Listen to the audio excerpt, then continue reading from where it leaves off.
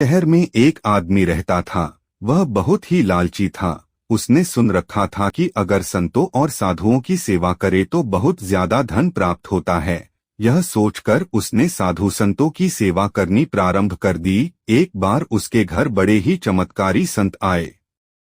उन्होंने उसकी सेवा से प्रसन्न होकर उसे 4 दिए दिए और कहा, इनमें से एक दिया जला लेना और पूरब दिशा की ओर चले जाना। जहाँ यह दिया बुझ जाए वहाँ की जमीन को खोद लेना, वहाँ तुम्हें काफी धन मिल जाएगा। अगर फिर तुम्हें धन की आवश्यकता पड़े तो दूसरा दिया जला लेना और पश्चिम दिशा की ओर चले जाना। जहाँ यह दिया बुझ जाए वहाँ की जमीन खोद लेना, तुम्हें मनचाही माया मिलेगी।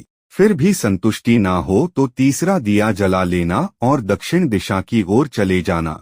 उसी प्रकार दिया बुझने पर जब तुम वहाँ की जमीन खोदोगे तो तुम्हें बेअंत धन मिलेगा। तब तुम्हारे पास केवल एक दिया बच जाएगा और एक ही दिशा रह जाएगी। तुमने यह दिया ना ही जलाना है और ना ही इसे उत्तर दिशा की ओर ले जाना है।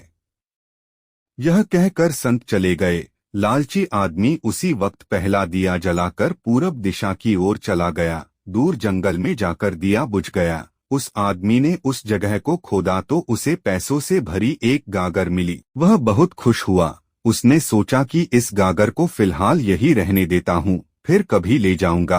पहले मुझे जल्दी ही पश्चिम दिशा वाला धन देख लेना चाहिए। यह सोचकर उसने दूसरे दिन दूसरा दिया जलाया और पश्चिम दिशा की ओर चल पड़ा। दूर एक उजाड़ स्थान में जाकर दिया बुझ गया। वहां उस आदमी ने जब जमीन खोदी तो उसे सोने की मोहरों से भरा एक घड़ा मिला। उसने घड़े को भी यही सोचकर वही रहने दिया कि पहले दक्षिण दिशा में जाकर देख लेना चाहिए।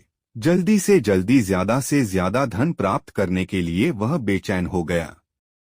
अगले दिन वह दक्षिण दिशा की ओर चल पड़ा। दिया एक मैदान में जाकर बुझ गया।